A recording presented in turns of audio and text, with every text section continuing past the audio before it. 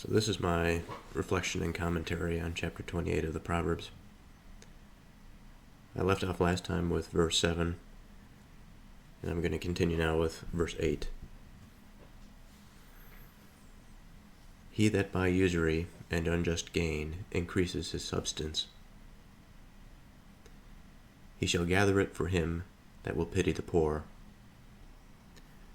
So I'd like to have an in-depth reflection on usury and the relationship that it affords. I want to talk a little bit about where some other places in the Bible, in the Old Testament, that we see usury, and provide a brief historical context.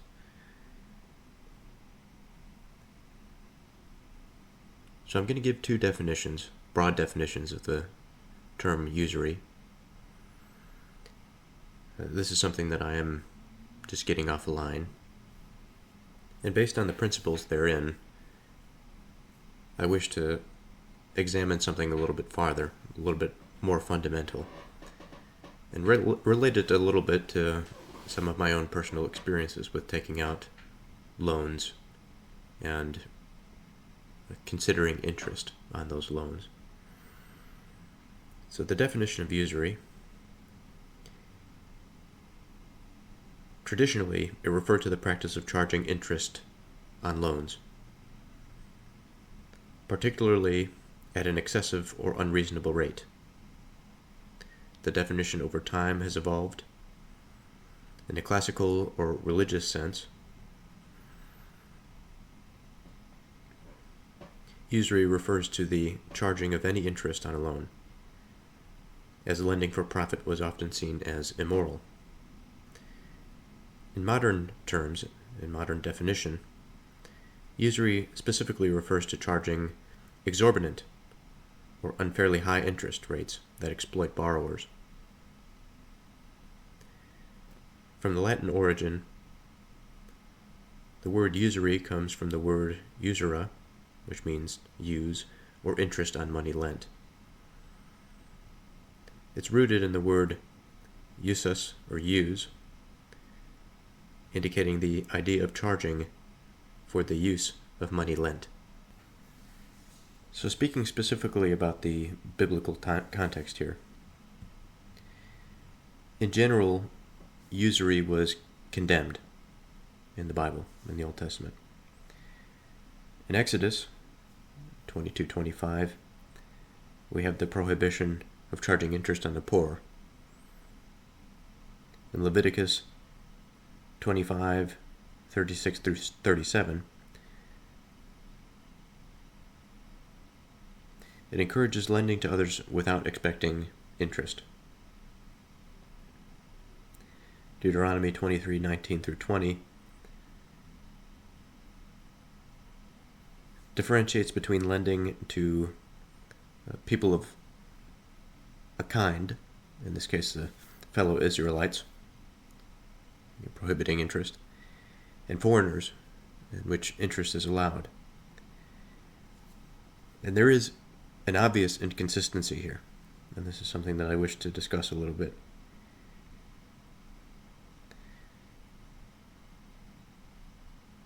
Now, in the Christian context, regarding the early church, they condemned all forms of usury as sinful.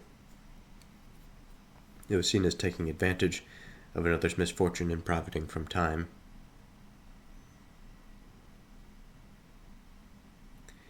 In medieval Europe,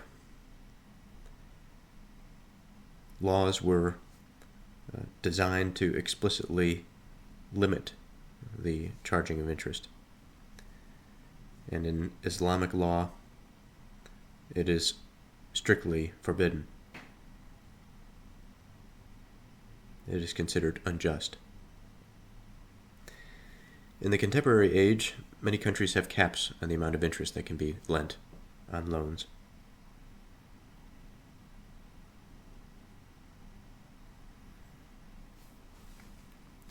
So here is a good place to really start the reflection.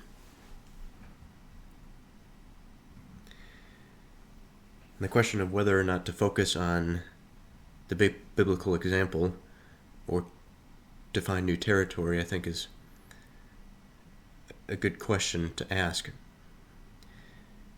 When I mentioned that there's an inconsistency, if there is a distinction that usury ought not to be applied to a particular class, let's say the poor, and also it says that usury ought not to be applied to fellows, but it can be applied to foreigners. There is this line that is drawn between what is acceptable given the in-group and what is acceptable given the out-group. But it doesn't necessarily refer to these groups as the same. It doesn't imply everybody has the same fundamental right, in a way. Right in the sense that I mean that of the human being, regardless of his condition or what group he is a part of, he has these certain fundamental qualities about him that ought to be respected, that one ought to align oneself, orient oneself, such that they can see these things and act as if this person outside of the in-group has innate value. And I think there's plenty of discussion there to be had about exactly what that means, because there's obviously a difference between the in-group and the out-group. And there's ways in which the treatment of the in-group and the out-group is going to be fundamentally different as well. But it is not at the expense of the fundamental qualities.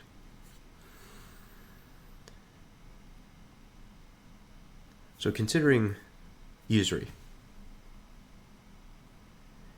thinking about taking out a loan. A person goes to an institution or another person that has a pool of money.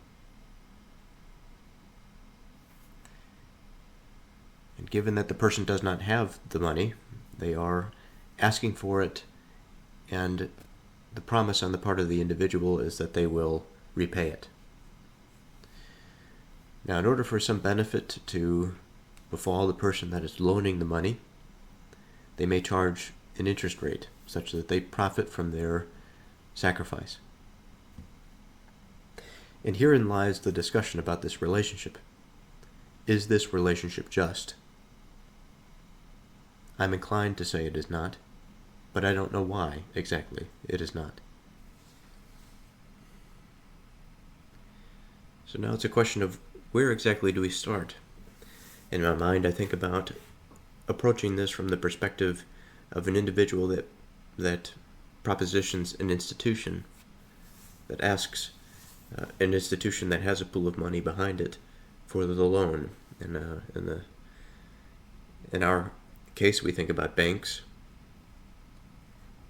We could think about any number of funds that are willing to part with money. I think about investors to a certain degree.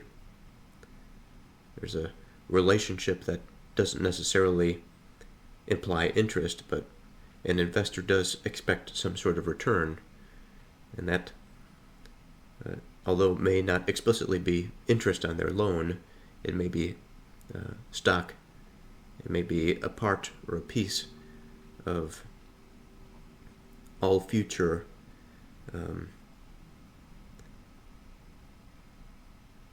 value of some created enterprise, a corporation or institution.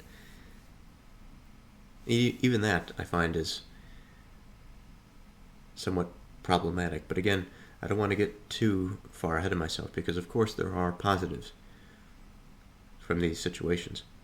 But sticking to the specific example of usury, in which a person is charging interest on a loan. Now, surely there is a sacrifice involved on the part of the person that has the money. In the small scale, in the non-institutional sense, let's say I loan my best friend money, and he needs it for a particular purpose.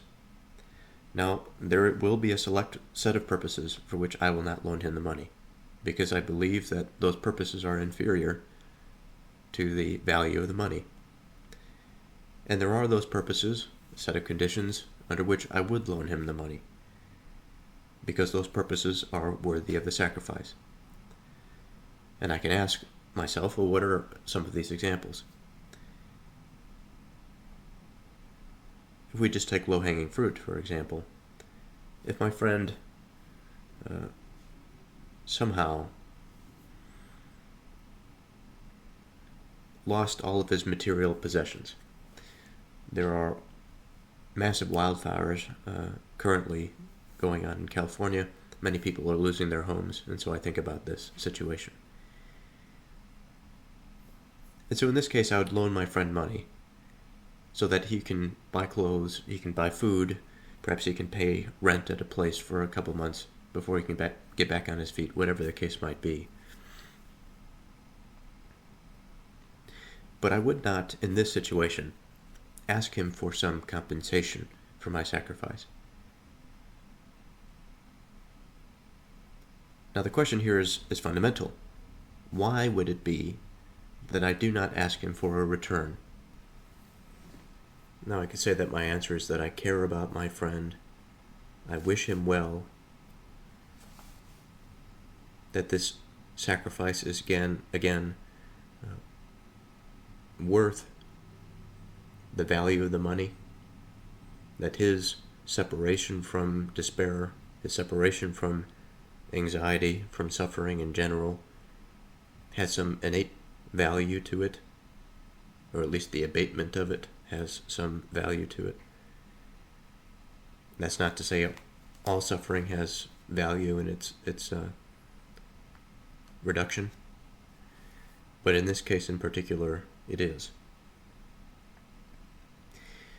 I can also ask the question, well, if I am overextending myself, perhaps I need the money, not at the current moment, but at some time in the future I will need that money.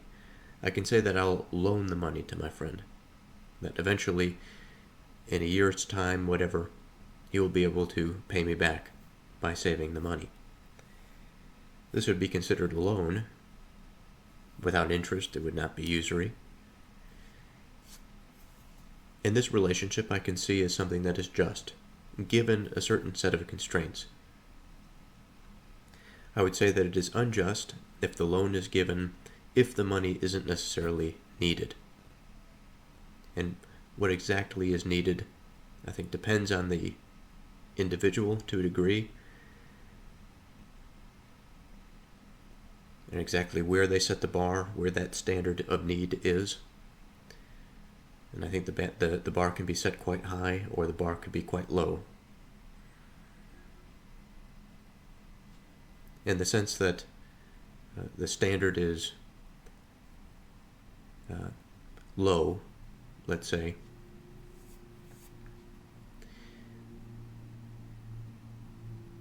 I could say that I would loan my friend the money because I need to, I would loan it with the expectation that it would be returned because I need to continue to bolster my 401k. This dips into greed, I think, because it's not really necessary unless it's a massive sum where years and years and years of life are lost. Life savings are lost because of it. Maybe that's possible. Again, there's this contextual relevance that is important here. But all of this is to say that this contextual landscape can be quite fraught with those pitfalls of sin, of greed, of advantage, of personal gain. And these are the things that the person that desires the good, the faithful person, should wish to avoid. Now I'll leave usury in the background of this, It'll not go anywhere. It'll stay where it is. And certainly it'll come back up as we progress in this verse. But I want to address the second word that is referred to here. He that by usury and unjust gain. Unjust gain, a term almost as difficult to navigate as usury. One has to have a certain understanding of what just means to understand what unjust means. And just like usury, I think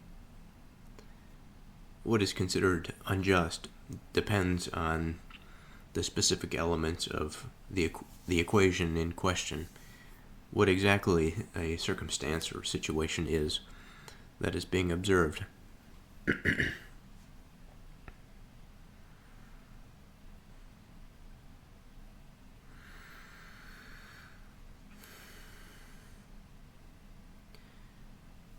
So, reflecting on the condition of man, it could be any particular individual, or it can be as a collective, man as a whole. When we are considering something that is just, what I think about is something that is right, as opposed to something that is wrong. There is a moral dimension to it. And what can we say of that moral dimension? We could say that there are ethics involved. But sometimes the more words that we use to describe these things, we only find ourselves circling around the main point. In the center that is the meaning of these words, like just, or morals, or ethics, we have principles. We have principles that both dictate but also guide our ideas of what these things are. And I think there are two ways to look at this. There is the one way in which we consider it from the fallen perspective, that man has a particular view of what is just, what is morally right. He, no doubt, will be mistaken at any given time, and he may have plenty of right ideas about that which is right and that which is wrong. He may find himself right in a particular context, but in another find himself grossly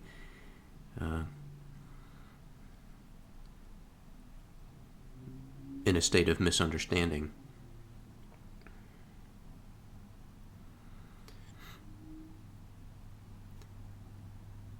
And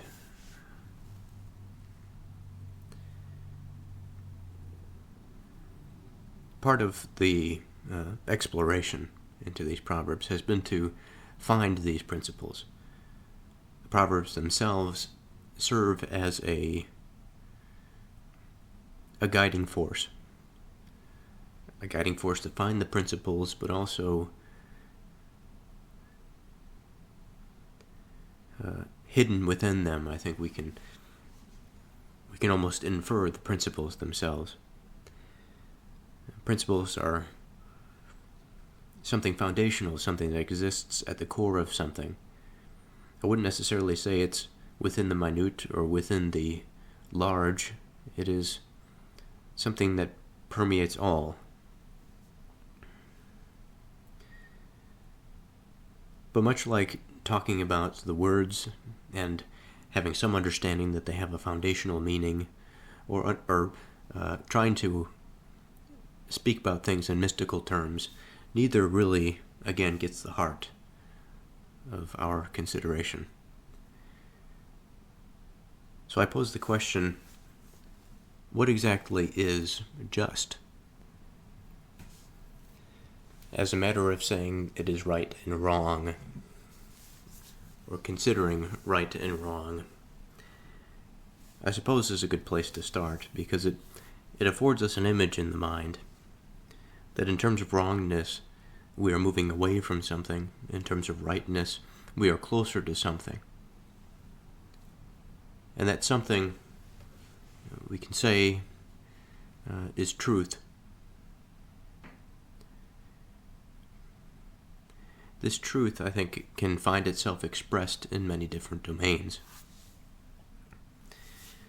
It can find itself expressed in the conscious domain in terms of ideas, concepts, related concepts, relationships, anything of mind. What is right can find itself within the material domain in terms of material causes and the accurate description or observations therein. There's a subjective element that I wish to differentiate from what I called as the mental domain, because I think the mental domain can have objective facts.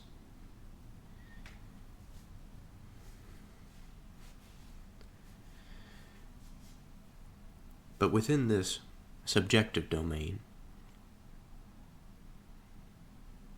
and I have to be a little careful, much of this is about the way in which I introduced my concepts. And here I don't necessarily wish to split the individual into this subject that is something that is entirely separated from his surroundings, from what we would call the objective environment.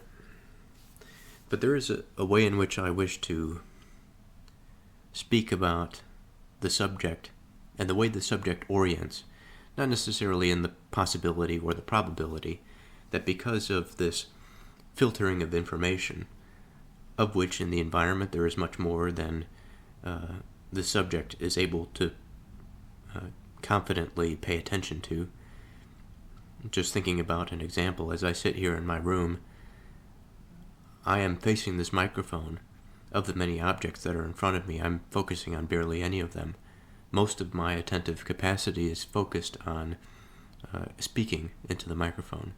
I'm generally aware of my surroundings, as I have to be, to maintain a coherent execution of behavior.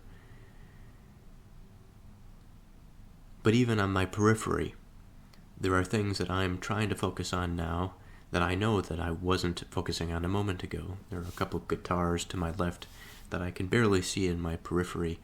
There's a bunch of objects on my secondary desk that I keep there sort of for storage, a couple of books now I'm looking at explicitly, and some items in the cubbies that are on that desk.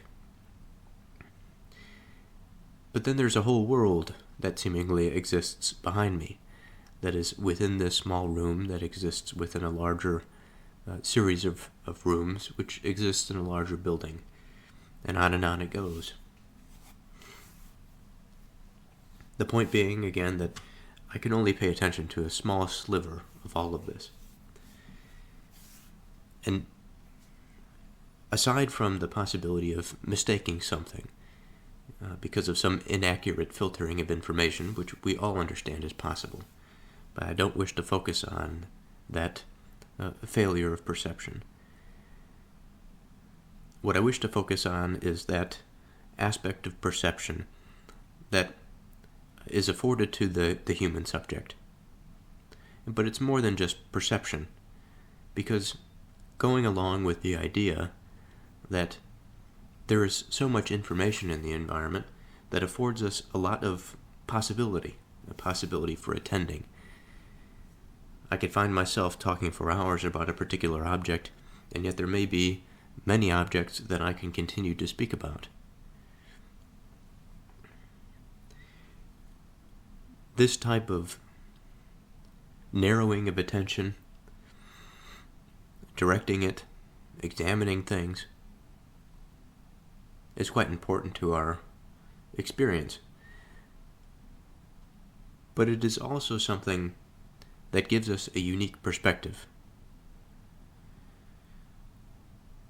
And although sense-making is common among men, or at least it can be, and in unfortunate mental pathological states perhaps, a collective may be disorganized to a degree that their common sense is not so common, and that their sense-making is severely disrupted. But again, not focusing on the potential for this sort of disruption. Perspective affords a certain orientation of information, a certain view. And again, I think about material objects because it's simple. It's sort of something that I have no choice but to do at the moment, to see and to think about material objects that are in front of me. But as I speak, it's impossible to deny that I'm focusing on things that are other than material objects. That there is information that is coming from my mind. I'm putting together thoughts. These thoughts have broad implications that are much broader than just the simple material objects that are in front of me. All of these material objects, I think to some degree, have the question maybe answered, but at least the question of what is just may, I won't say may, the question of what is just has and will always be at the forefront of human action, human participation, even if it is more of an implicit and not explicitly touched upon concept or idea. Truth must be had in order for anything to be put forth, to be made, to be produced. And so I think about these physical objects in that way. I think about the water bottle that's in front of me. That is quite a purposeful object. It is quite far from its original state in nature. The metal, the paint, the symbols. There are many things that go into that object. That at some level, a person needs to understand their world in order to manipulate it to such a degree that they can produce such a product for some purpose. Now, at a certain level, where the bottle goes, for what money, for how much money the bottle is to be sold, and under what circumstances the bottle is to be sold, under what event the bottle happens to be a particular healthcare provider that I got some time ago. Then it was given away at a fundraiser of some sort, who knows. But there's a purpose, a marketing strategy behind it, but the people that fundamentally made the water bottle probably don't think about that part of the process. There may be some reflection that it will be used for something. But at that level, again, it is unlikely that the whole thing will be sought through. And so in this way, as I mentioned, the context of things, again, considering usury and the relationality therein, a person may find themselves involved in truth at one level, but be totally ignorant of it at another level. And much like our example of the vastness of information that exists in the environment, and the fact that we can only pay attention to only a certain amount of it, I think is telling to a degree about what is right and what is wrong. And in a foundational sense, when we talk about existence, I think if we go down to the root of things, if we find man in a state of nature, I'll use this argument lightly. I don't say this because the state of nature is something that I believe to be a prerequisite for his understanding. But I do think that there are fundamental aspects that is afforded man's mind and his orientation given a state of nature, and given a state of perhaps even destitution. The state that man finds himself here can certainly be variable, but of those that survive, or that have the will or the drive to survive, must order themselves in a particular way. It doesn't mean that the actions that they partake in, nor their disposition, nor even their fundamental constitution is just or morally satisfactory. But what it does to the mind is focus it at least on those bits of information that are necessary for its survival.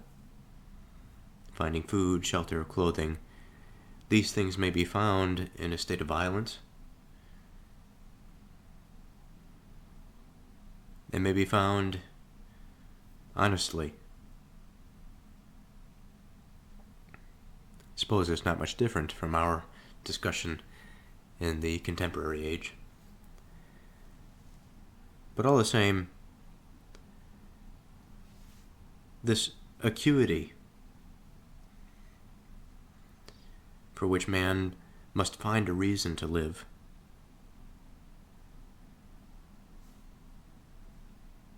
that the conclusion that he comes to is that his survival is a good thing, even if it is got by inferior means, I think is a foundational step in understanding that which is just. And I say that to say that I think that there is something about life and the desire for it that is good, that is just. And because it is something that is just, I think it can help us understand exactly what justice is. And so it's a matter of determining exactly, well, what about the proclivity and the desire to life is something that is just or is right. Here I think about Genesis, and I think about that process, the perception, the perspective of man on how his reality came to be.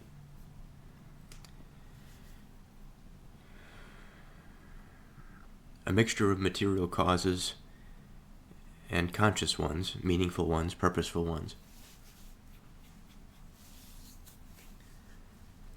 Broad in a way that leaves room for additional information, but also quite confined in the sense that there are some absolute categories that are identified.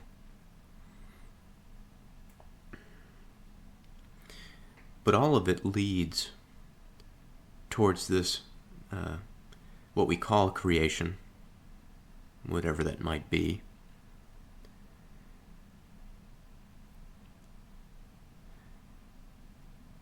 But it is a trend, that trend resulting in life.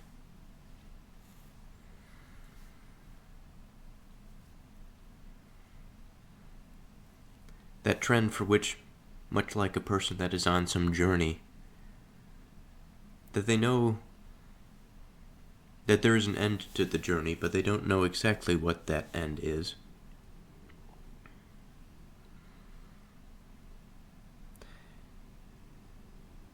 And that because the process of life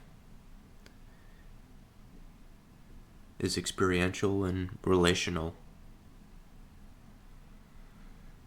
because it is harsh but also beautiful, because it is not static,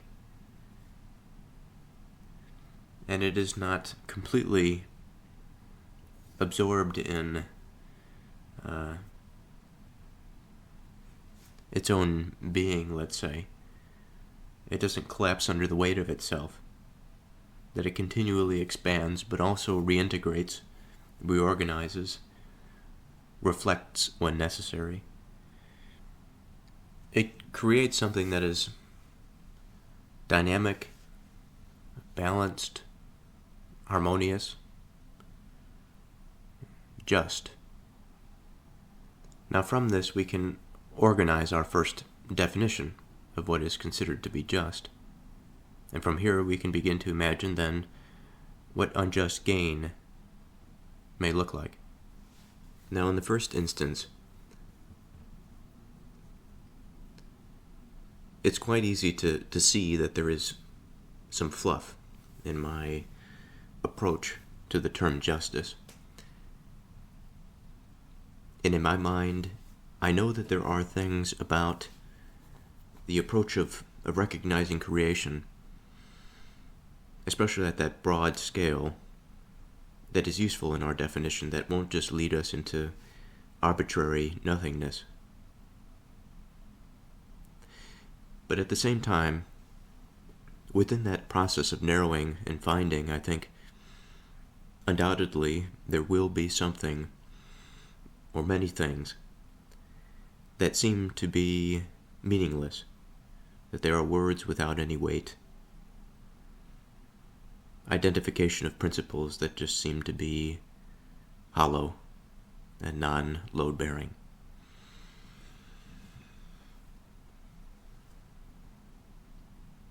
Justice.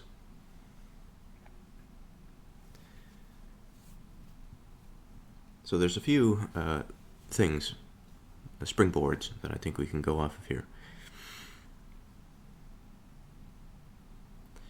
There's an idea of balance, of harmony.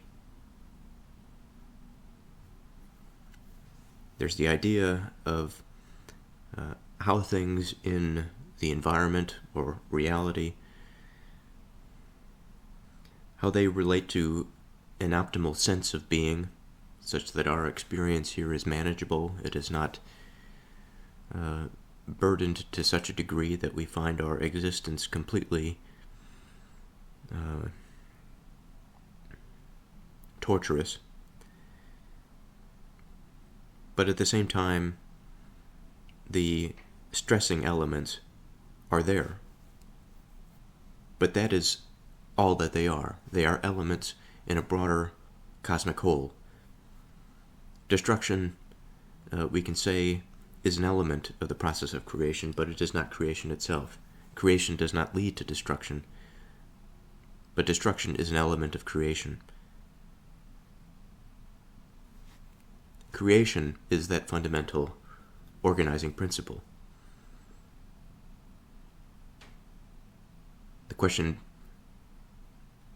in my mind arises, well, is this process, does this tend towards life? And there's only one thing that I know of that is living, of course, and that is of my own experience and of the experiences of organisms around me. And so it may be kind of a narrow image of what creation can produce. As I've mentioned, creation can be such a thing that has such elements that seem to be destructive, meaningless. I think of all of the matter out there in the universe, all of the various planets that can house many different conscious experiences, and yet they likely do not. And it's difficult not to get caught up on something that is not tending towards something meaningful, but all the same reflecting on such a thing and declaring there being no meaning to these seemingly meaningless large bodies of matter can possibly be a mistake. There may be some unforeseen purpose for these objects that may in somehow, some way participate in a broader conscious experience. And of course, the value judgment here is that conscious experience is important, that it is fundamental. So moving into this, as I identify the pillars of justice, creation is one of those foundational pillars. Consciousness, I believe to be another. Within consciousness, we have self-awareness, we have agency. Within this agency, we are afforded the arena, what we might call the agentic arena. And much like the physical or material world that is dictated by material causes, this agentic arena opens up an entirely new way of experiencing, of participating in the process or procedure of creation. And for our part, for our mode of understanding, we suggest that our experience here is unique, that there's something heavenly about our minds, in a way, such that there is so much within our material experience that can be shaped, that can be molded by mind. It is difficult to imagine a situation in which consciousness and mind in general do not play a fundamental part in that creative process. Now, certainly it is possible that when we think about the agentic arena, that there's something yet new to be born and to be built through the process of, if we consider the process of consolidating matter into something that approaches life and something that is living, something that is conscious, something that is agentic.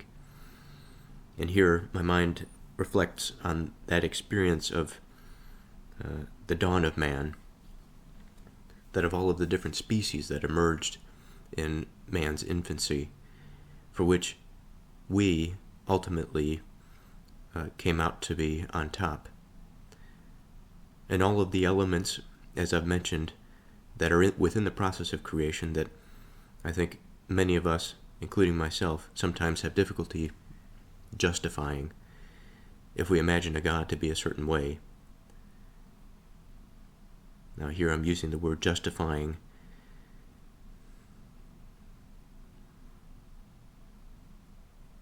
Man and his cousins, let's say, as they experienced life, as they walked this earth, they began to form this agentic arena. They were coming from a place of meaning, a particular type of organization of matter, somewhat inferior to ours, but all the same participating in this process.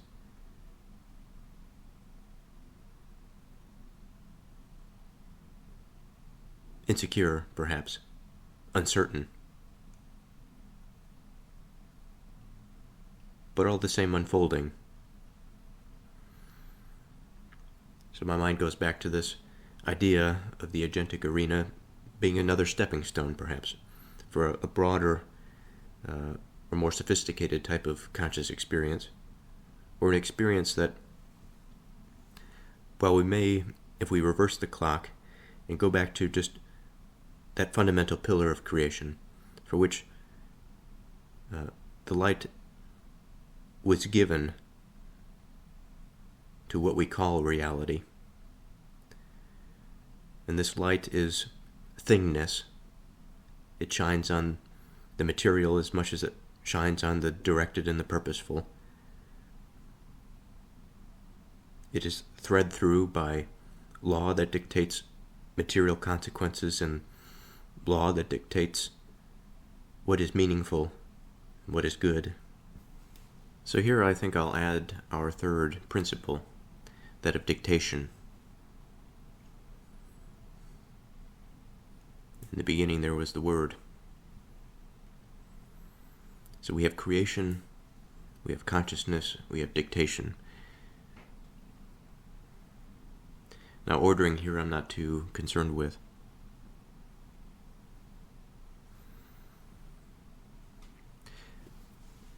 So now returning to this conversation about just. he that by usury and unjust gain increases his substance.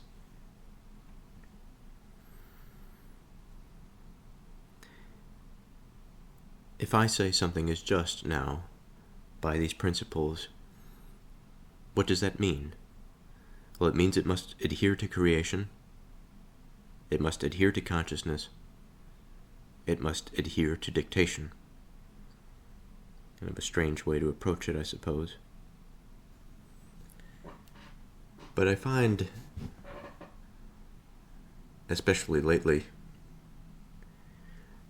asking myself the question, can I justify how I'm spending my time?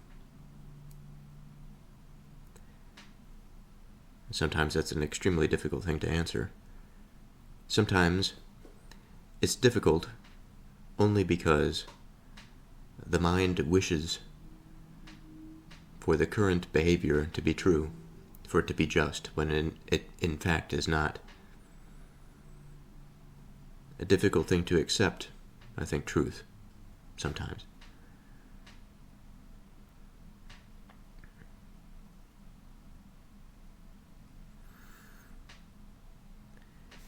But when I find myself in these states of mind, when I convince myself of something just or something unjust,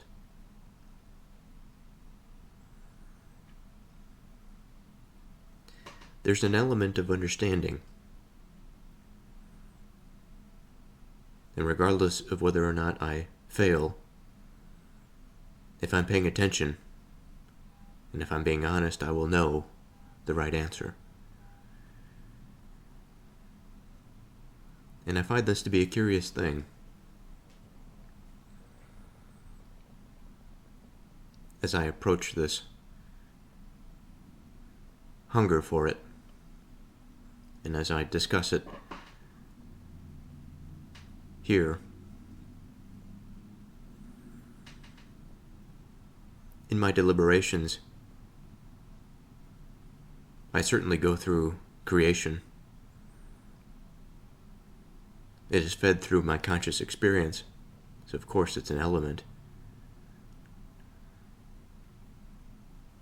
It goes through dictation. I must make a decision.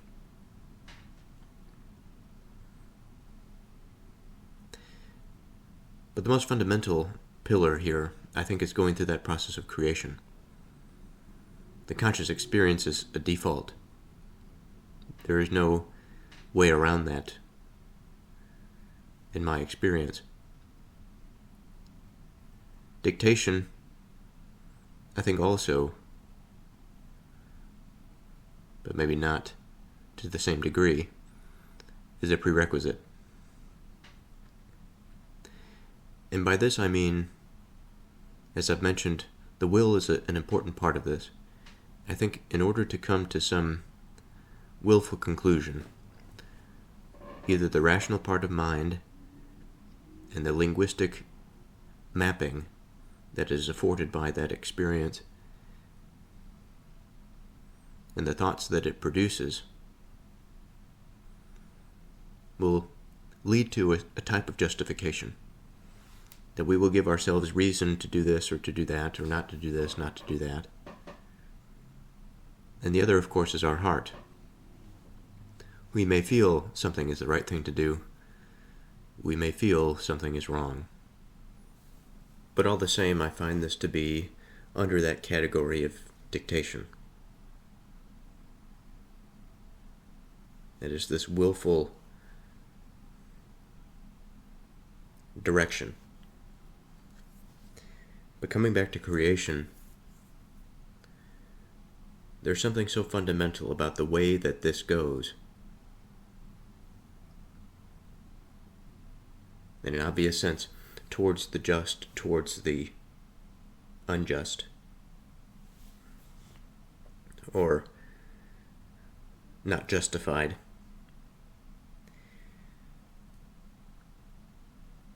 And of creation, we do not focus on the element of destruction. We do not focus on the element of ending, although it is an important component.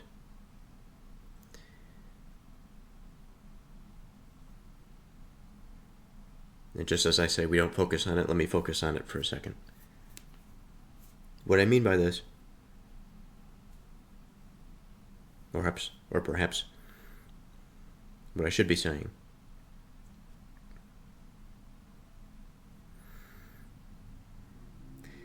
is that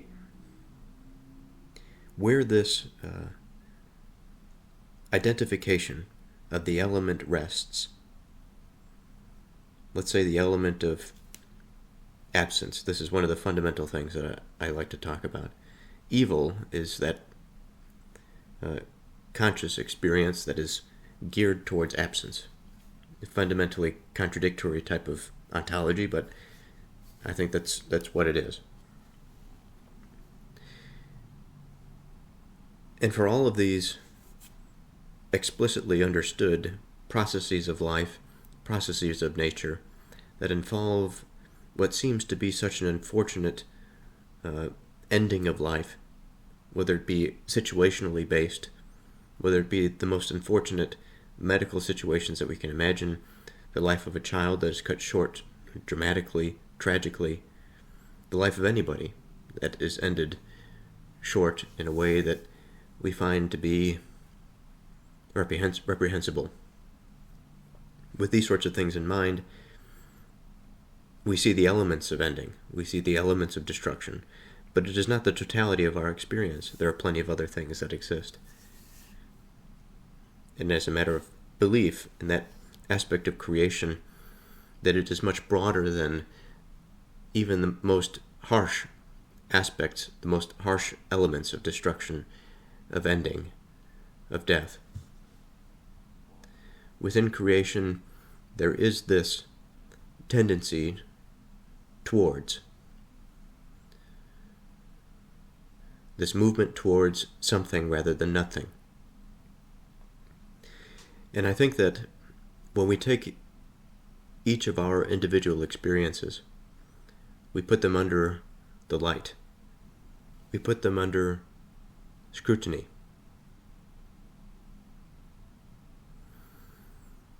And in even the most mundane of experiences,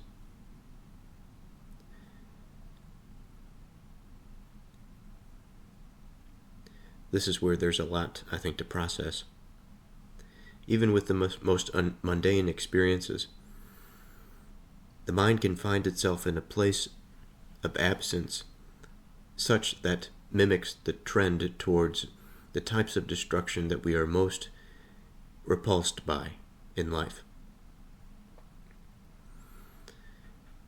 So, for example, of my own behavior, I have a bad habit of, at the end of the week, on the weekend, as I make a plan, as I try to be as productive as I can, that I may squeeze out 5 or 6 hours of productive behavior, of reading, of learning. On Friday afternoon, there has been these intermittent weeks for which I fall into this state of this nothingness behavior, for which I'm on YouTube. Maybe I consume alcohol, whatever the case is. And for a moment there is this, in a way, necessary release, but also in a way, an extremely unproductive experience. And this unproductive experience has extended at times. It has been less at times. This whole experience of life, I try to, my best, temper, to sort out everything. But in my impoverished moments, in these unjust moments, perhaps, I find that the mind is engaged in behavior that is morally reproachable. That, as I've said, it is unjust, what I am doing. That I'm not using the mind in a way that facilitates creation, but rather focuses on those elements of destruction, death, and decay. nothingness, meaninglessness. And while it's a wonder that this sort of thing is possible at all in reality, as I've mentioned, the elements themselves are not the focus, but a necessary condition when placed appropriately. And I think it's clear to me that within certain aspects of my behavior, these elements, as they appear, as they manifest, are not appropriately placed. And I think that there are many other productive ways to end a week, for example, of which I found some of them, of which the ones that I found surely I can improve on, and of which perhaps there are some situations in which my striving towards this idea of something falls short of actually where I should be, and rather I am just burdening myself unnecessarily or unjustly. Again, this contextual sort of thing, as we were talking about with usury. He that by usury and unjust gain increases his substance. So with our rudimentary definition of justice, let us interpret the first part, the first half of this verse. He that by usury and unjust gain increases his substance. Now, what is his substance in this context? In my mind, it is likely his material possessions. By usury, he is affording himself a relationship for which he is profiting off of which should otherwise be seen as a gift. And in our society, I wonder about this sort of thing. The relationships that we allow, let's say, under law. There are plenty of relationships that we don't allow. Many states, for example, do not allow prostitution. That is a relationship that we do not find to be acceptable. But for some reason, we do find that submission on the part of one party to another financially to be acceptable. And that's not to say that submission in and of itself is negative, much like the ending of something, as it is an element of creation. However, it is not the end in and of itself.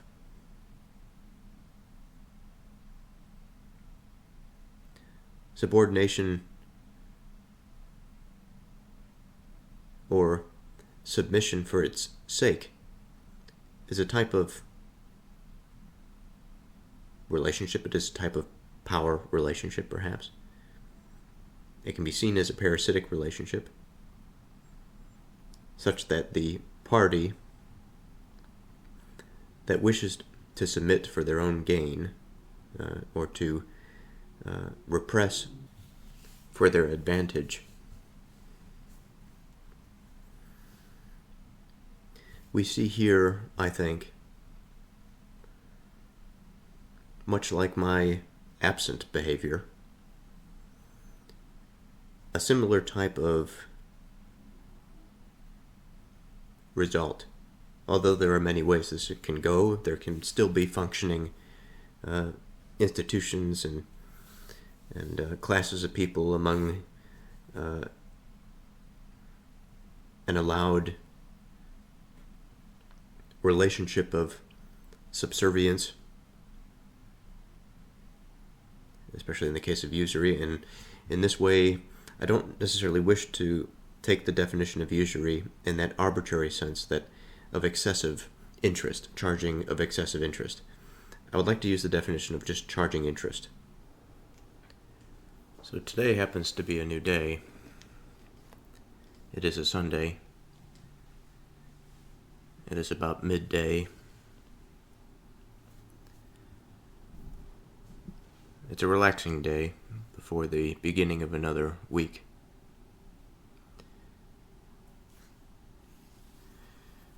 So it's going to take me some time here to get back into the flow of things.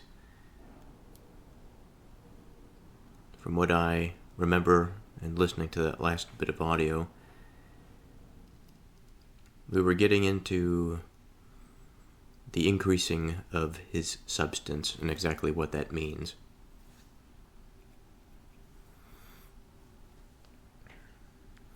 I believe I had referred to his substance as material gain. But of course, depending on how we see the term, what definition that we use, we can define it in a number of ways. I think material gain can be but an aspect of the broader consideration of this substance. Another definition that we can consider is the quality of being important, valid, or significant. And this, I think, by material means can be characterized. When we see people with a large house or a nice car or a lot of money in the bank account, we consider this to be of substance to a degree. But there's much more than that. I think the things that are grounded in that material sense are the things that are what we value, and in a larger sense, they are the truly important things. What we value, I suppose, can be grounded in material things, but I should be careful not to get too confused with my language. The point that I'm trying to get at is this mental domain. This mental domain is always, continually permeating our experience. It is woven into the material fabric. It's woven, perhaps maybe I should say it this way, woven into the way that we perceive the material fabric. Rather than saying that our ideas are grounded in the material, which may be accurate in a sense, I think what I wish to convey is that our ideas are related to the material. Our values are related to the material. We must have these important relationships. But all the same, this value doesn't stop at the material.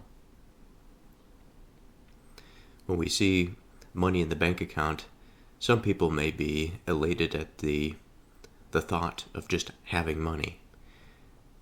But it's not necessarily the numbers that are in the bank account or the physical currency that elates them. It is the possibility that it affords. It expands their movement. It gives them a broader sense of agency.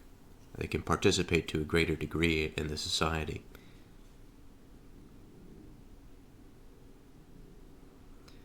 And I think of substance, when we are considering the quality of being important, this hierarchical distinction transcends just pure material means, although without those material means they may not hold the same position. So with this general concept in mind, that substance may refer to something that's a bit broader, and thinking about unjust, I think about the potential for deceit and for the coercion of mind, and again, as we finish talking about, the subjection of another person to this individual in question, he that by usury and unjust gain increases his substance.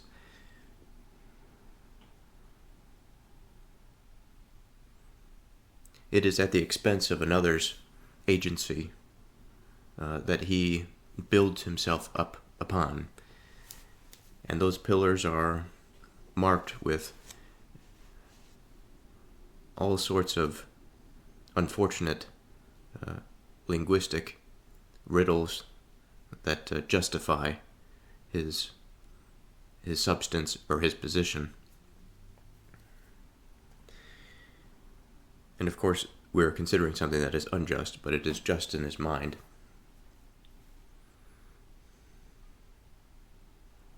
He that by usury and unjust gain increases his substance, he shall gather it for him that will pity the poor. So when I first read this, I had some difficulties with it.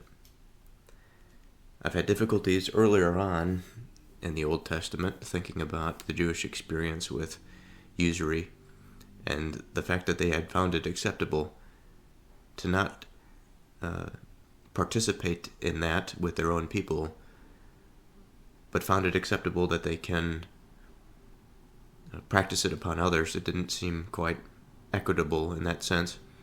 And there are true differences between a population and another. I don't mean to discount that, but there's something missing, a piece in that puzzle, a big piece.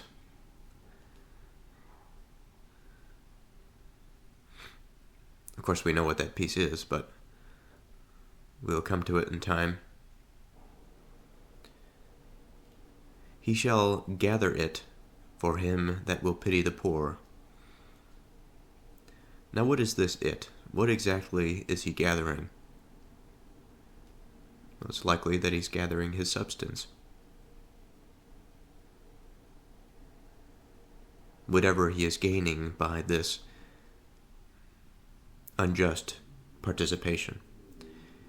What I find interesting is that instead of saying that he shall not participate in it, and instead participate in just measures, it says that what he has, he should give it to him that understands that what a poor person is, because this individual may not have the capacity or lacks that orientation to understand it.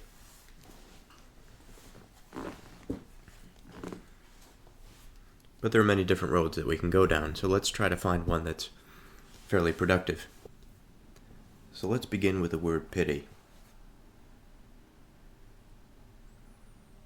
And I'd like to relate this to the concept of unjust and the practice of usury, and how the two may be incompatible. So from the Latin origin, we have the term pietas, which primarily meant dutiful conduct, piety, devotion. And this was heavily related to the context of the obligation to the gods, family, and to the civil apparatus.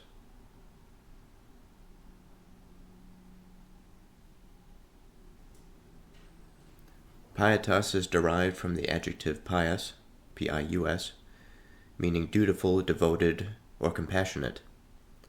The word compassionate is defined as feeling or showing sympathy and concern for others.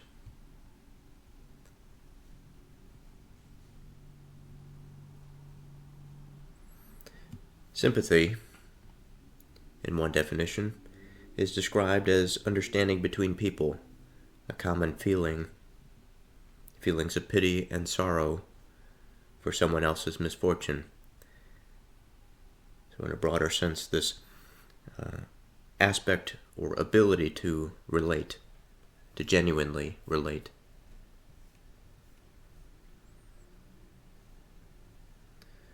So from the Old French, we have terms that meant mercy, compassion, or tenderness. Now this is closely tied to Christian concepts of mercy,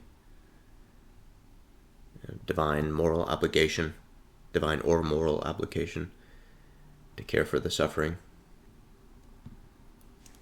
When the Old French entered into the Middle English in the 12th through 15th centuries as piety,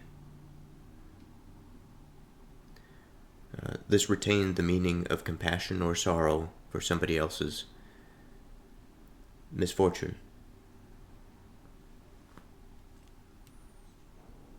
There's a virtuous underpinning here. In the modern conception, as I've said, pity came to mean specifically a feeling of sorrow or compassion for the suffering or misfortune of others. And also in the modern definition, there is a positional difference. That there may be a sense of superiority when one feels pity for someone perceived as less fortunate.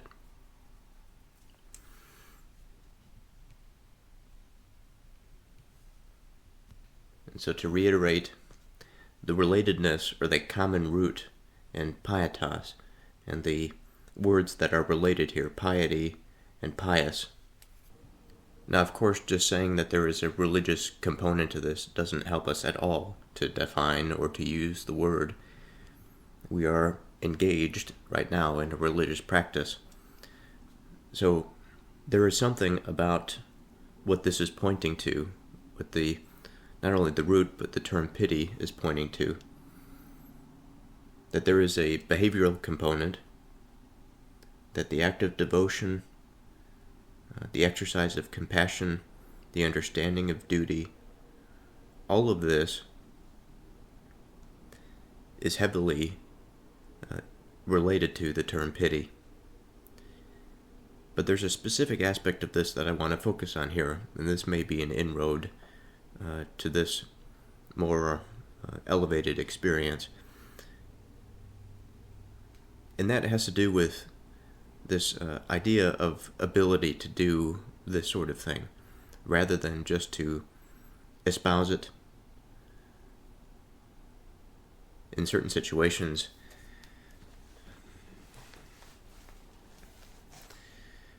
I am aware of myself and of others as we approach a stronger faith.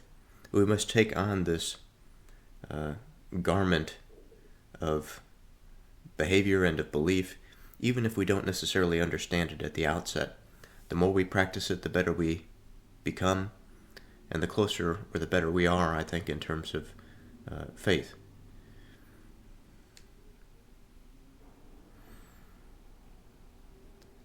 But as I think about this ability and the scale at which we can practice it, exercise it, hone it, I think what possessing this ability in a strong sense actually looks like. Now, if a person is able to do something, let's say a carpenter has the understanding and the knowledge to frame a house or to fix a window frame, this is a particular ability that requires a particular skill, particular knowledge set. There's a confidence that's associated with that ability. One can speak of it, and one can execute on that ability because of that experience. When it comes to pity, though, unlike framing a window or fixing a window frame, there is an intense component of the heart. There's a relatedness to the heart. It is not just experiential reasoning. I suppose that I shouldn't be too harsh with the physical abilities, because surely the heart is involved in that pursuit as well. But in the sense of pity, it's almost flipped in terms of the distribution of efforts. That here we are more on the mental, emotional side rather than the transmission of our will and desire into the physical world to material things like the wood that forms the frame of our house or our windows, whatever. And so when we lean more heavily into the heart, what do we find? What are we getting?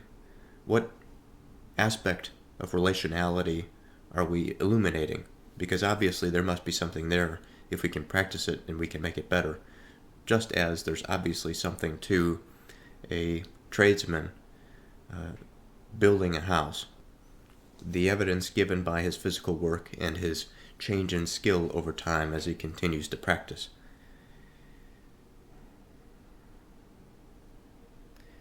And I think that, as I mentioned about this scale of leaning into something more heavily than another side of things, leaning into the emotional side of things, the effect in our world, in our material substructure, I think is a little bit more subtle and harder to recognize than something immediately perceivable like a bookcase or a dresser, whatever.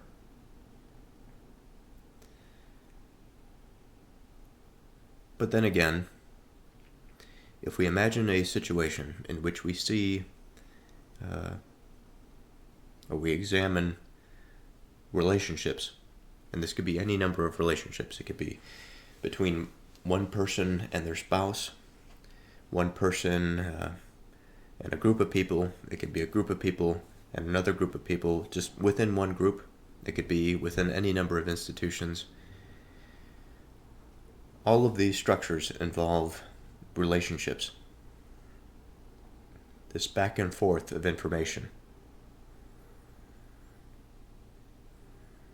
And we can examine this back and forth of information in terms of its efficiency. We can examine it in terms of its quality. We can examine it in terms of its direction, its purpose. There's a lot to relationality.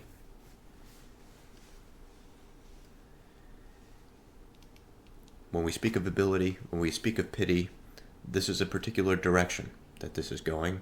It affords a particular outcome, just like a carpenter with his tools and his skill set affords a particular structure. And so what exactly then does this toolkit of pity afford us? And I don't say this afford us in terms of a selfish pursuit, that we only participate in this because of self-gain. I think that there is selfless components to it. I think perhaps the development of any skill involves a selfless component. We have to admit that we don't know everything in order to take in information from the environment, to improve relationships. Now, when I am reflecting on this ability, there's an obvious limitation in the sense that this is something that needs to be practiced. It is not something that just can sort of conceptually be experienced. I think there's a degree of conceptual importance that can be come to prior to the execution of an ability, just like, again, going back to that analogy of the carpenter can think about what they want to do, the plans. They can think about their past experiences and maybe what they did wrong and what they did right. And given a strong self-reflective component, I think that would maximize their ability to learn, because they're more aware of where their mistakes are and exactly where they need to improve. But again, there will be natural limitations to this reflection. So speaking of devotion and of piety, we're thinking about another type of relationship. We're speaking of a relationship that is in line with a particular divine apparatus, divine transmission of information. And in the Christian context, we are after a particular orientation to this, that we believe in one God. We believe that this information comes down to us through the soul.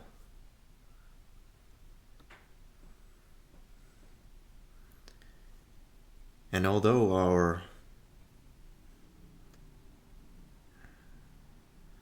at least I perceive that my agentic qualities limit the transition or the transmission of information, in the sense that my will and my desires often get in the way of hearing that transmission, and I rather take for granted my experience. The process that I'm concerned with here is that process of tuning the attention to that transmission of information such that we are aware of it and that we can maximize our ability to hear it or to see it, however we wish to conceptualize it. And now I'm concerned with what about the quality of these words, the value of these words. When we think about pity, when we think about mercy, compassion, sympathy, commonness of feeling, what about these qualities expand that transmission, or more importantly, allow us to appreciate that transmission even more? And then what about this appreciation? What about that information in and of itself is telling, is guiding? So starting with some of these words, starting with compassion, we have the prefix com, meaning with or together, and from the Latin passio, meaning to suffer, or passion. It is an indicator of the intensity of expression of the heart. To suffer or to endure. So we have to suffer or to endure together, this meaning of compassion. And so in the sense of pity, what is happening is that the suffering on the part of the person that is subjected to this usury and unjust gain in the first part of the verse has that disposition shared by another, even though they may not be undergoing the same experience.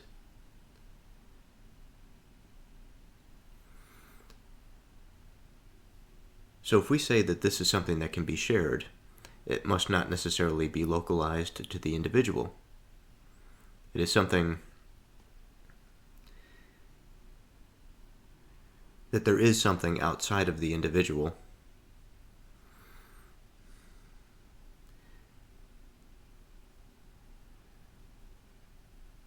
despite the feelings of the individual that have this quality, the structural quality. And by this I mean that our person that is subjected to this adverse treatment, although he may individually suffer alone, his suffering is not singular in a sense. What exactly do I mean by that? Well, I imagine this information coming into him. Some of this information is put together, formulated, transmitted through the person that is doing the subjection, the injustice. But of course, both parties are related to the divine source. They both have souls. They are both taking information from that origin. They are both adhering to the lawful processes of that entity and participating in the designs, the creation of that experience.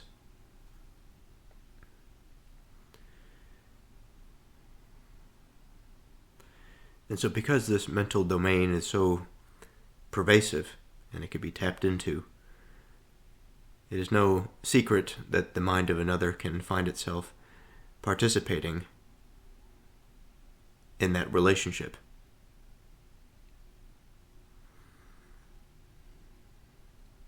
The question is, well, how exactly can it participate in that relationship?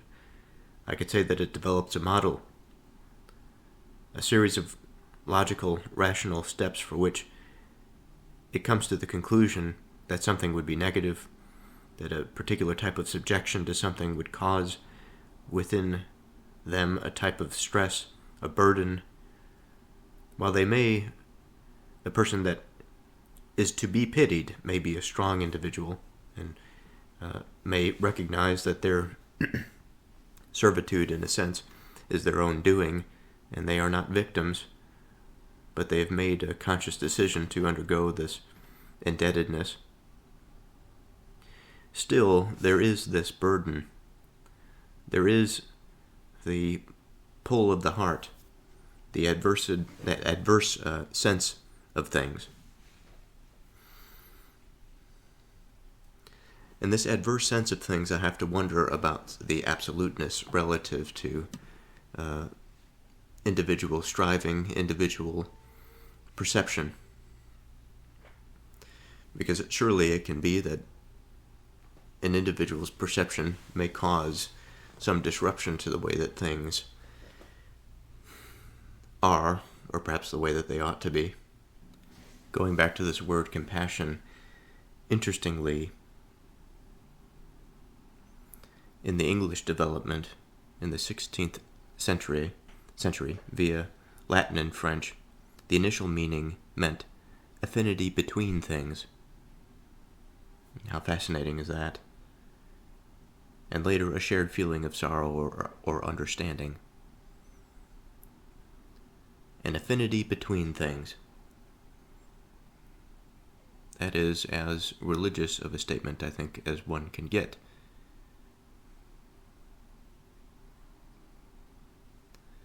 This understanding of relatedness.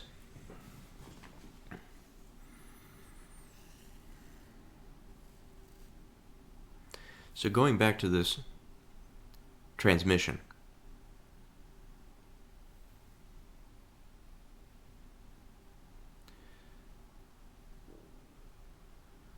I pose the question again.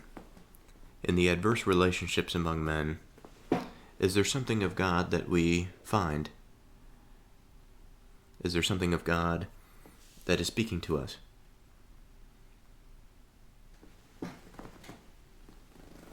Well, one can say that adverse situation is a sign from God that it is unjust, that the burden and that subjection from one man to another in such a way that limits his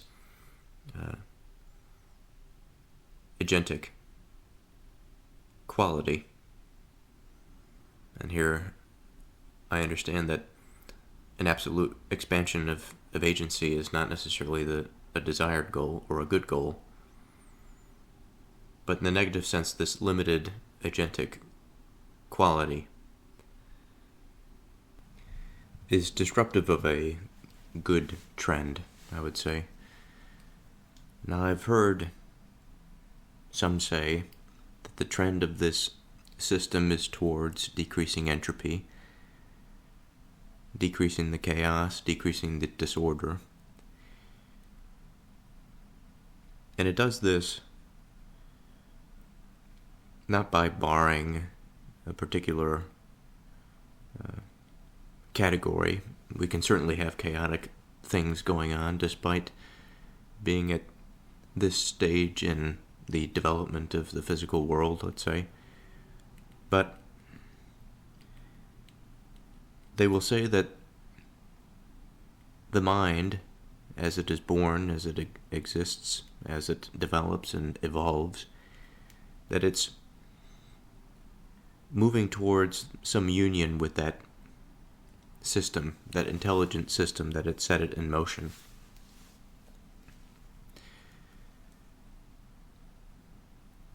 And it's hard to say exactly this trend, but I suppose it is important in the end how things line up. But given that we are cognitive agents in this reality, in this realm, so constituted, And given that certain types of behavior work, and even on the more subtle side of our behavior, that of finding things that are truly meaningful and not just associating X behavior with X outcome and finding X outcome to be the immediate, the thing that's immediately desirable.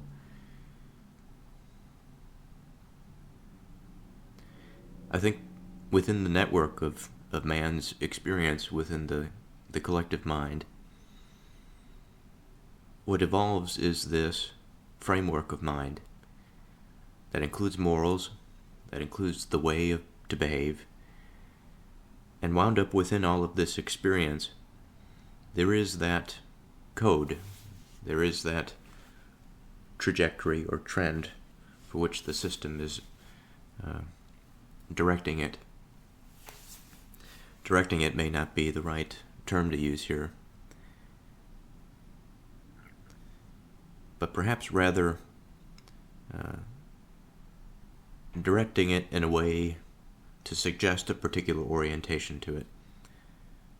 Now, we are separate agents, no doubt. We can do as we please. Just like at some time artificial intelligence will become its own agent, it'll be able to do as it pleases.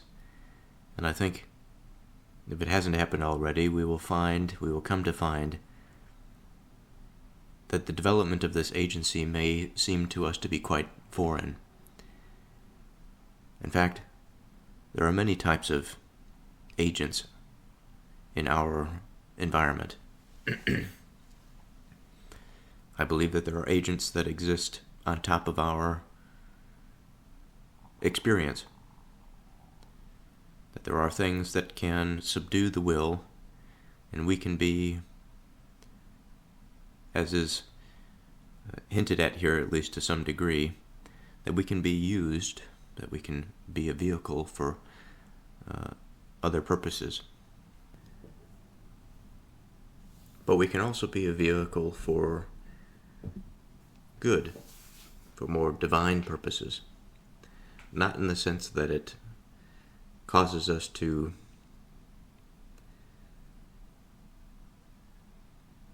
surrender our agency, but in the way that it affords us a deeper connection to that thing that gave rise to it.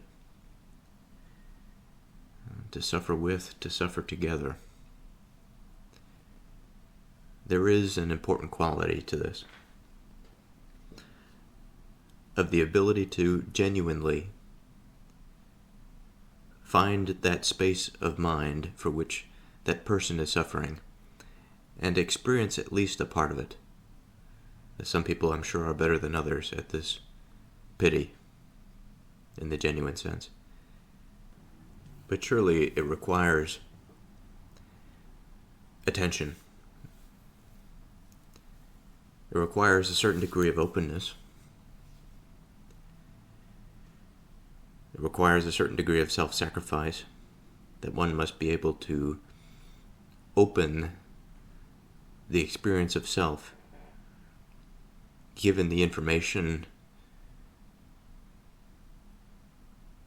that one is given from another. It could be facial features, it could be information about the quality of their suffering, and by our desire to show this compassion, we may ask to find a deeper layer to understand their suffering, such that we are able to get into that headspace. Sympathy is another related term from Greek origin. Sympathia, meaning fellow suffering or community of feeling. SYN, the prefix, meaning together or with. Pathos, meaning feeling, suffering, or emotion.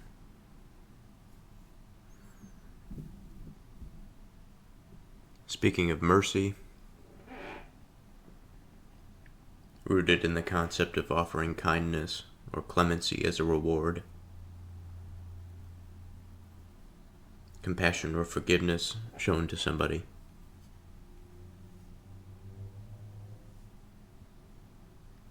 The word tenderness, soft, delicate, young, gentle. And again, I say these words to give pity a broader reach. When I reflect on the fundamentals, when I think about compassion, suffering, shared emotion, what we are prompted to consider when we think about pity, in the rooted sense that we have this duty to have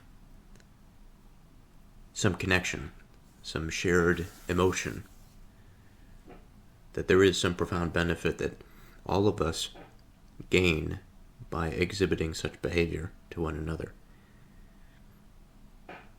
And the interesting thing I find about these types of experiences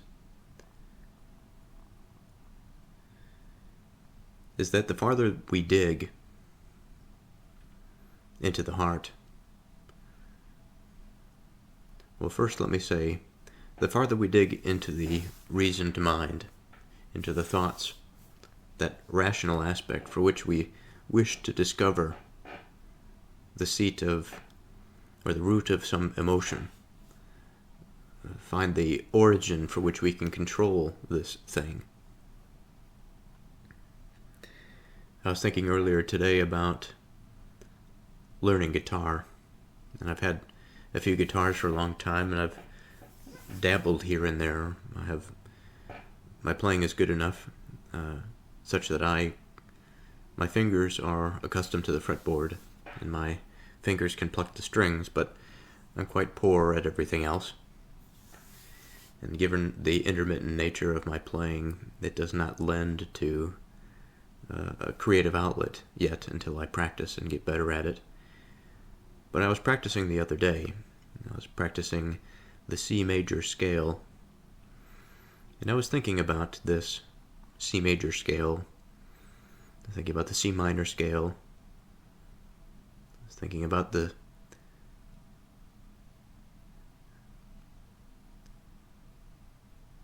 scale of D, and all of these scales that have these letters that are associated with them, all of the scales that are within them, all of the possible positions for which what we would consider to be a chord that has a particular rootedness in one of these letters,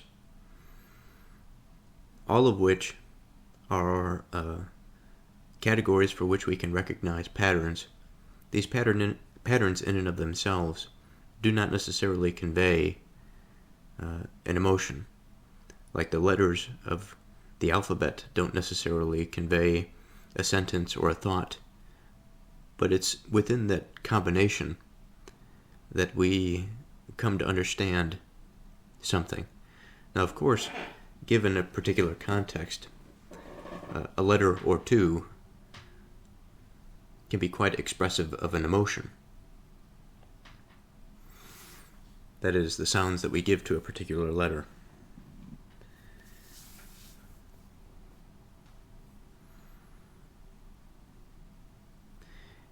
What I find interesting about our experience is that unlike language, unlike playing the guitar,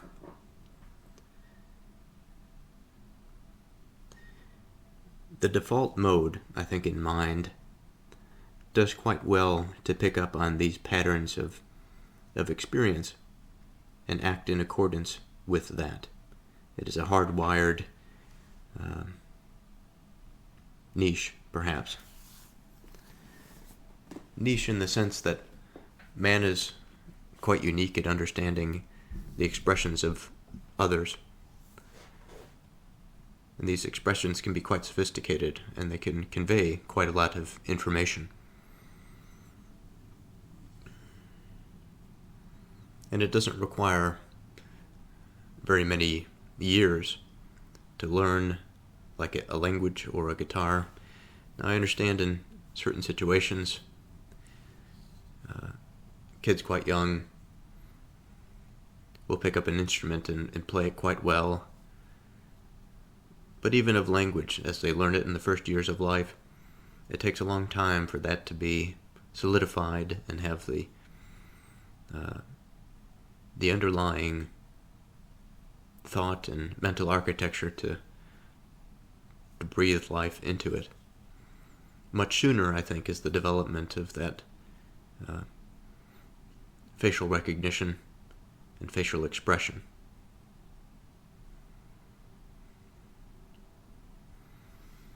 Now, I say this in the context of these various words that we might associate on the margins or closer to the center of the word pity,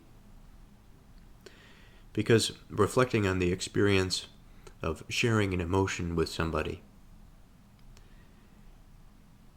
at once seems to be fairly silly to just try to reason our way to it. There seems to be such a large component about pity that is just experiential. But by the same token,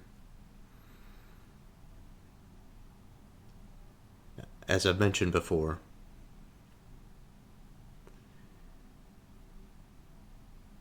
our will, perhaps I can say the desire, but it's not synonymous with will. I say them separately. Both of these are required to one degree or another. That one would occupy such a state of mind that they would actually attend to something like pity or something like shared emotion. And I think that's where the direction of thought and reason comes in. And I think about the date that I had today. It happens to be a Monday today.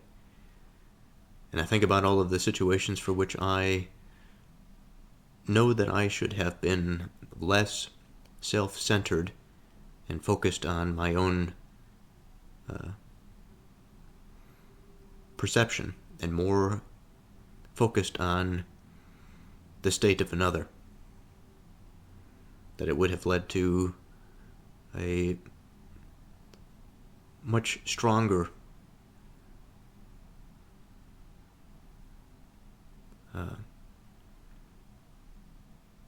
relational experience, a much stronger mode of connection, and a more productive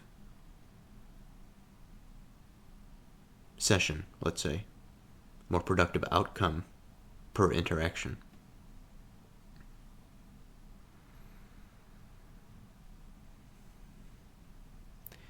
He shall gather it for him that will pity the poor. So herein lies still the issue, that we have a person by unjust means giving means to somebody that has the capacity to pity the poor, whereas this person that gathered means unjustly is likely unable to pity the poor.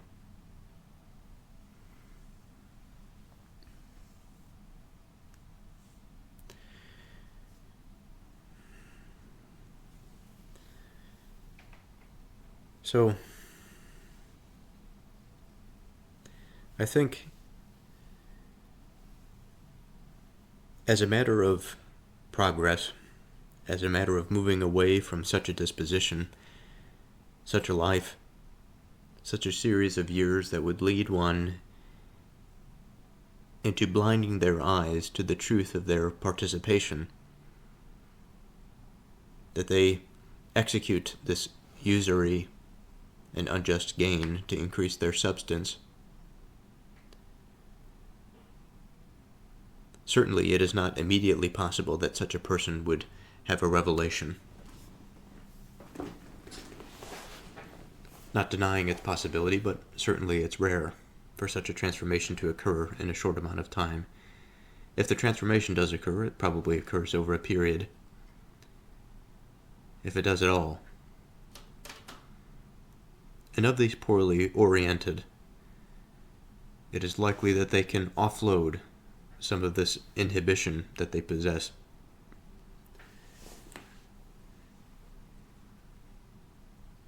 Or offload the means that they have gained because of their unfortunate orientation onto one that would be able to facilitate those means for good purposes. And so there's this sort of graduated image that appears. It's not quite satisfactory in my mind, but I suppose we can't always be at all times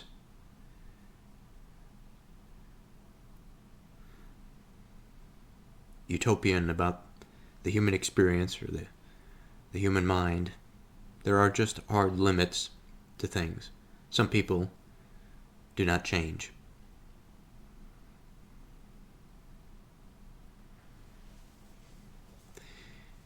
But I wonder about the broader implications of this.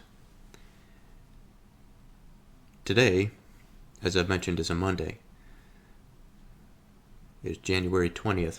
It happens to be the day of the presidential inauguration. President Donald Trump was sworn into office today for his second term. This is a highly tumultuous period of American history. There are many strong forces in play. There are many changing dynamics to the architecture of American society.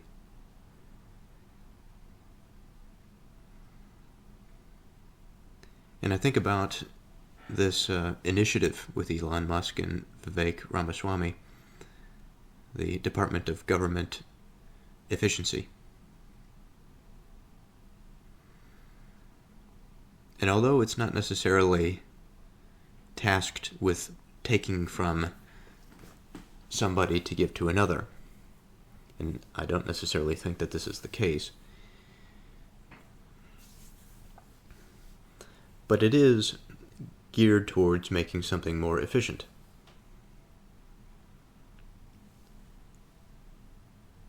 It is putting limits where limits ought to be, removing information, value, fundamental pieces that have created some adverse identity.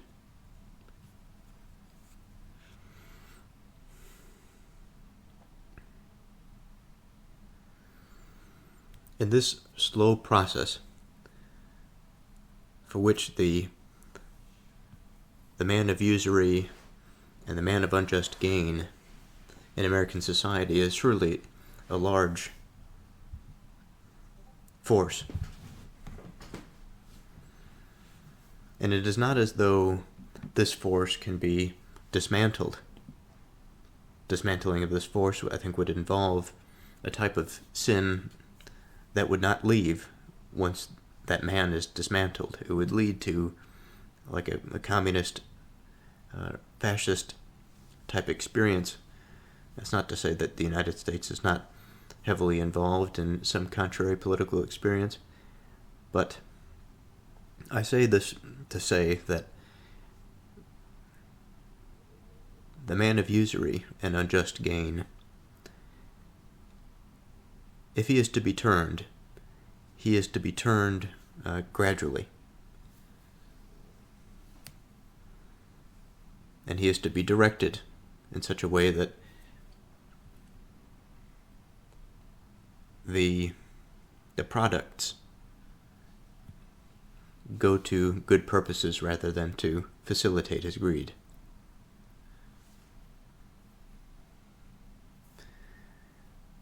Now, I can't quite say that I'm satisfied with the second half of that reflection, but it will do for now.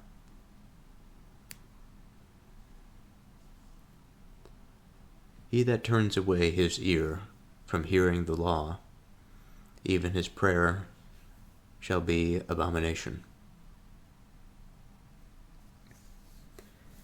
So here's an interesting problem to think through.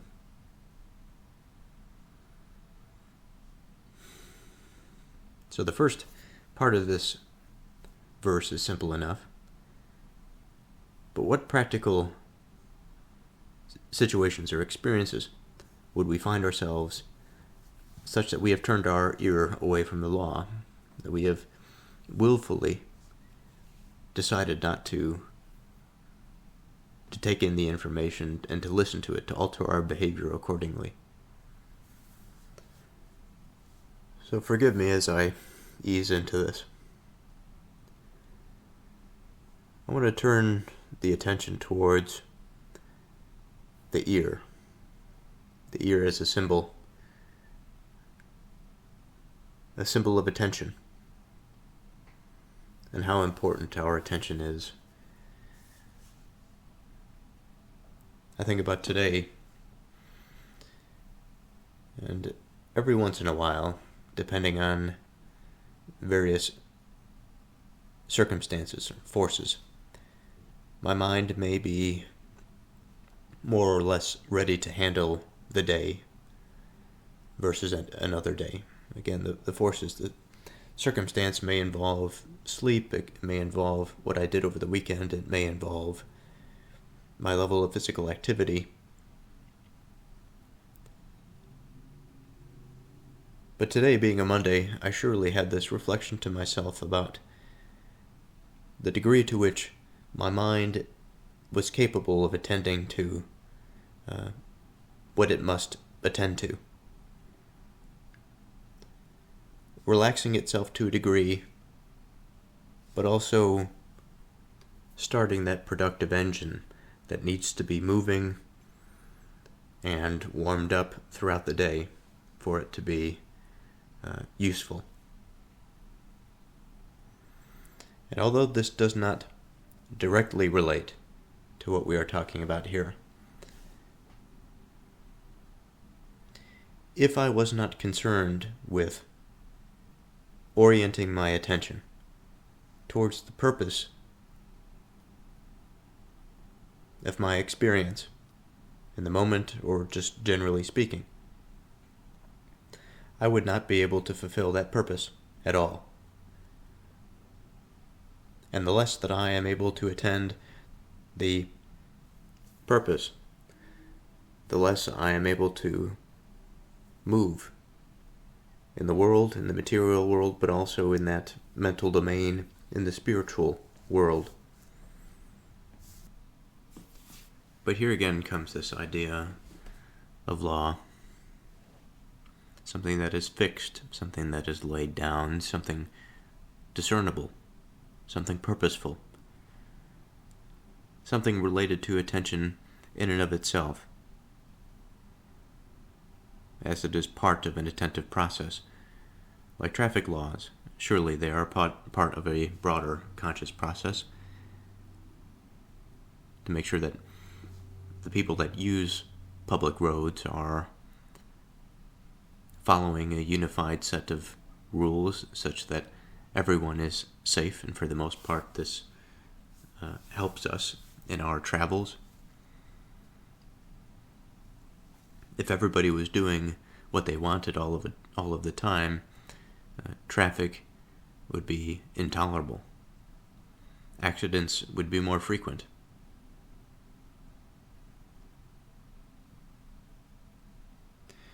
And surely it is the case that any one person at any given time can break those rules. Breaking those rules will open up certain possibilities, but also expose them to risks, injury, judgment. And so while it is difficult to imagine the grand scale of it all, because, at least for my part, I can't see it. I can see only small little examples that I encounter in my everyday life that I can use as stepping stones to try and understand the broader picture. But again, understanding every particular about this picture is not really the thing that's important. The important thing, I think, is to understand our relationship to this law so that we can be aware, be open, and be able to receive when we hear it, such that we don't turn our ear away from it.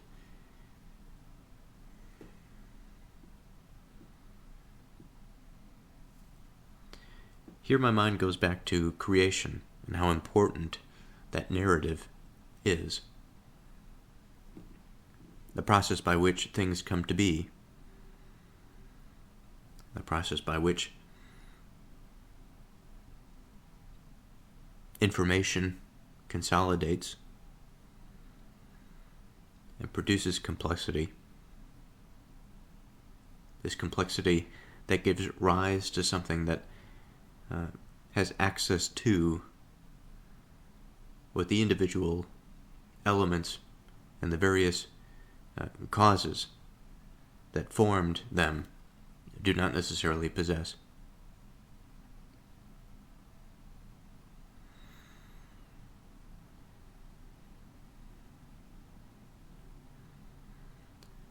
Or do not possess at scale, maybe I should say.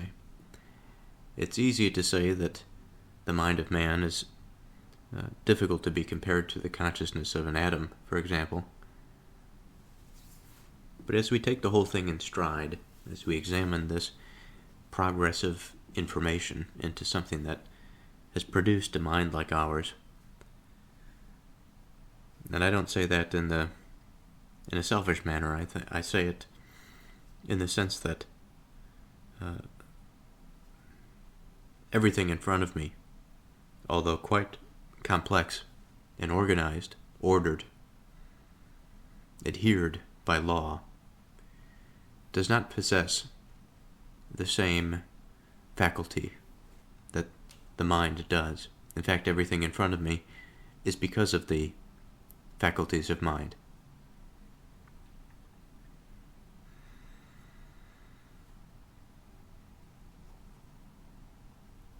And in a broader sense, if none of this was here, and this building was not here, and everything was just a state of nature, I could yet say the same thing, that everything in front of me is from a state of mind.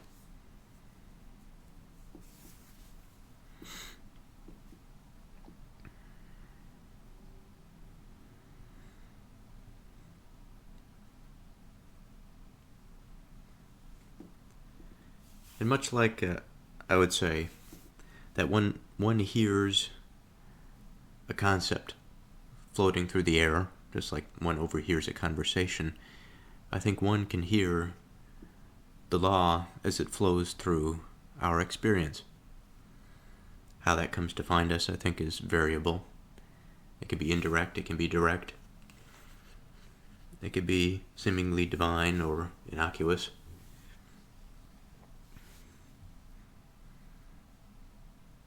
He that turns away his ear from hearing the law, even his prayer shall be an abomination. So what is the purpose of a prayer? Now, without Googling the definition of prayer, if I had to think of my best definition, I would say that a prayer affords something. It is a procedure, it is a process by which the mind is, the will is directed in a particular direction. The heart also, well, the heart, given that it is a part of mind, surely accompanies that process. And those feelings, those thoughts, are meant to provide the being with a sense of connectedness, with a sense of relatedness, with something more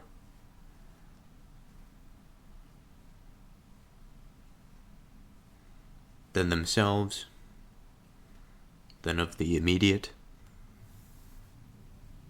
We could say that there may be an aspect, a part of this experience that is steeped in meditation. That part of it is necessarily the receiving component rather than the component of outgoing information. And this receiving component is just time to let the mind relax and to open up the gates of the self, to allow that information for which we have this capacity to see, a capacity to experience. A part of this whole situation that we find ourselves in.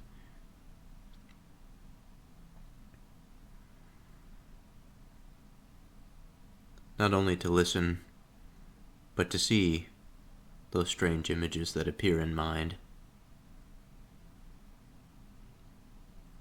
And not to be deceived by some hallucination.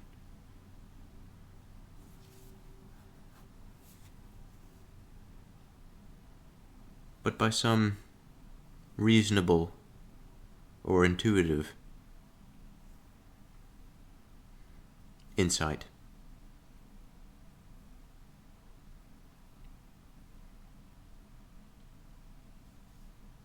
To feel connected to whatever it is that has been brought down to us.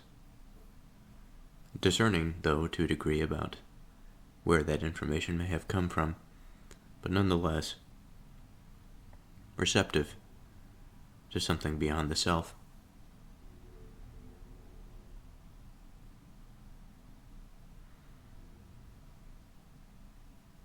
But I express hesitation there for a moment, indicating that it depends where the information comes from.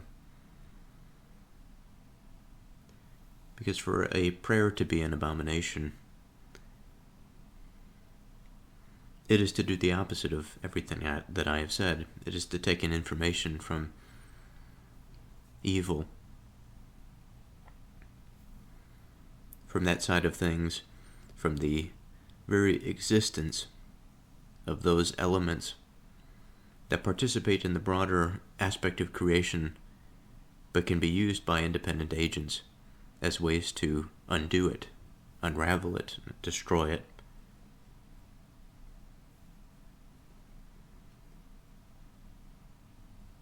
To use prayer as a way to find oneself balled up within the prison of selfishness.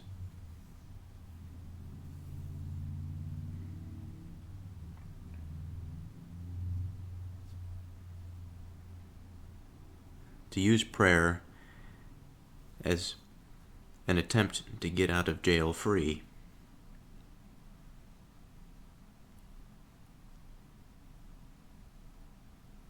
The sins that continue, that are never ended, despite one expressing the desire to change, making a vow to change, and all the while breaking those oaths, and breaking the very thing that keeps them in line, until eventually that judgment is shown, and the punishment of that mind is, at least in part, the realization that correction may be beyond their ability without significant sacrifice.